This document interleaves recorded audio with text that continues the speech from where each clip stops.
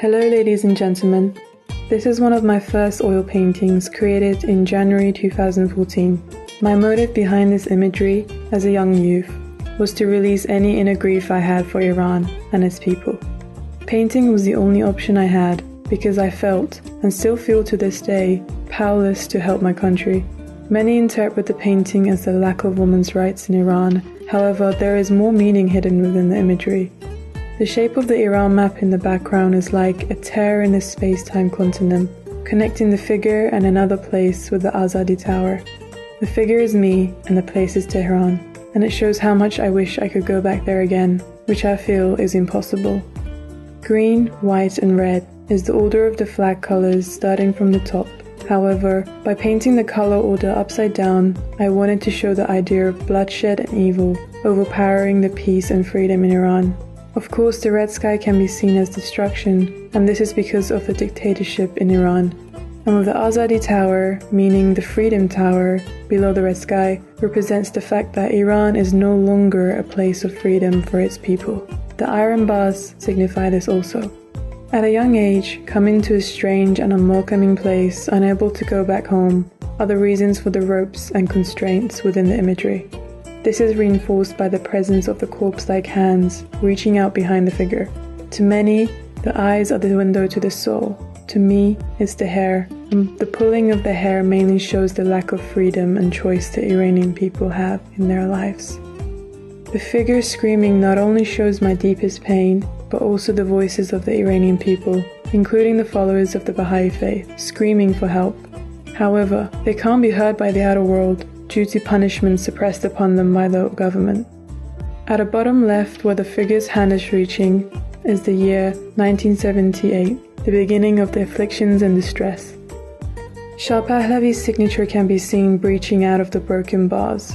And this is because, to this day, many Iranians, inside or outside of Iran, still remember and have him within their hearts for his efforts in trying to build a better future for Iran. Finally, but most importantly, the butterfly over the candle is a significant aspect to the painting, as it represents hope that the majority of us have for the betterment of Iran, which with your support is possible. Thank you for listening.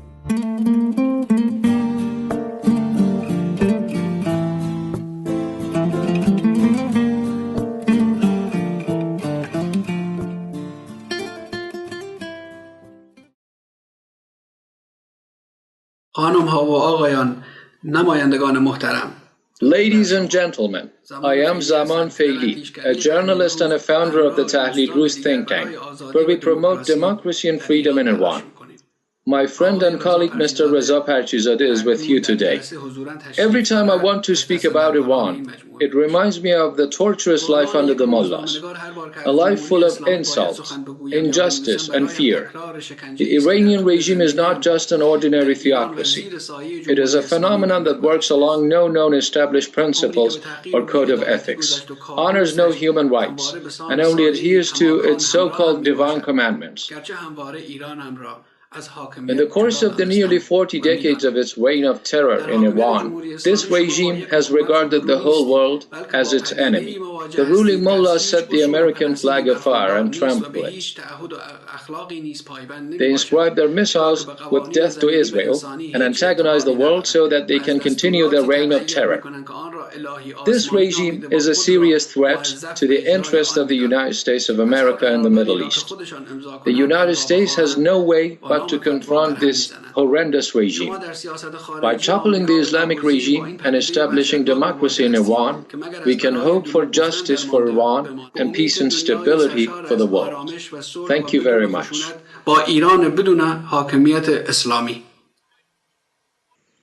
Dear House of U.S. Representatives, as a German Iranian activist for democracy, human rights, and secularism for Iran, I ask you to dismantle the Mullah lobbyist group NIAC and oust the regime's ex-high-ranking authorities from the USA. They have engagement in the USA for survival of the Islamic regime at the detriment of the repressed Iranian people at any price. Most Iranians expect that the USA recognize the legitimacy of the whole opposition as the only representative of the Iranian people who suffer under the Islamic regime since its inception in 1979. This opposition, contrary to the faked opposition made by the Islamic regime itself, is the one that clearly wants the end of the Islamic regime entirely. This opposition needs to be recognized by the international community, regardless of its inner differences. With best regards from Germany, John Shah, Rashidian.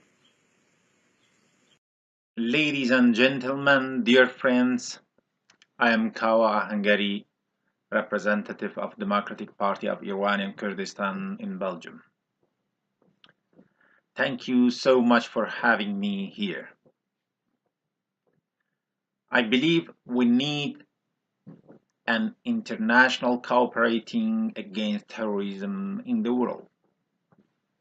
But at the same time, we need an international cooperating for democracy, secularism, peace in the world, and especially in the Middle East. The Iranian regime is one of the sources of instability and insecurity in the world. The Iranian leaders were recognized by the Mykonos court to be behind of the murder of the Kurdish leaders in Berlin. It's too important, and it's the time to change our viewpoint about the Islamic State in Tehran. Kurdish secular and democratic movement, as one of the oldest and the most organized movement in Iran, is ready to work as an ally of international community to fight against terrorism.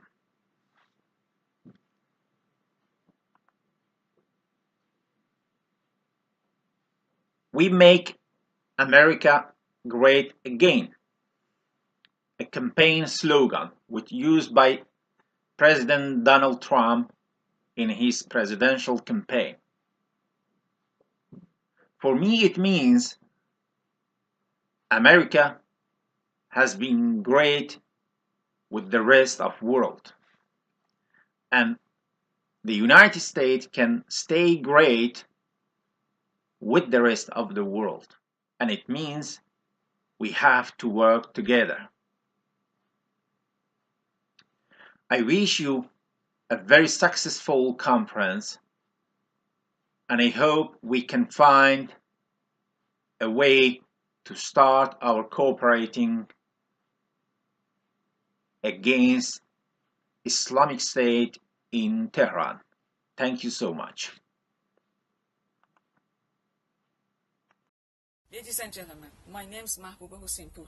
My brother, Dr. Ardeshir Hossein-Pour, has been brutally assassinated by the Islamic Republic of Iran more than 10 years ago and left me and my family in an endless grief.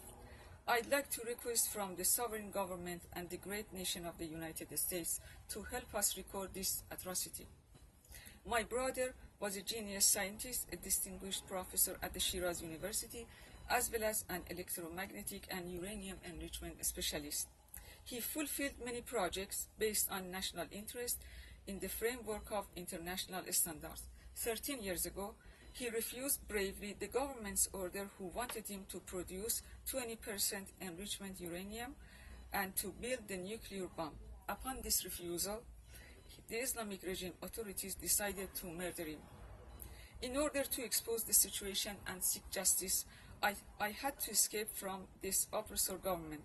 Today, I, as a political asylee, live in the United States with my husband, and I really appreciate this opportunity.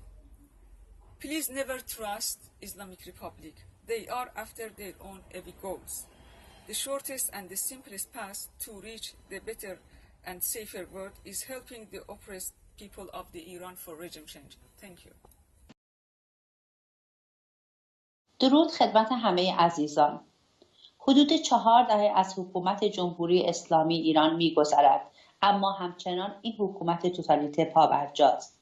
بهترین راهکار برای عبور از حکومت استبدادی دینی، گسترش فعالیت مدنی برای روشن کردن افکار عمومی در ایران است.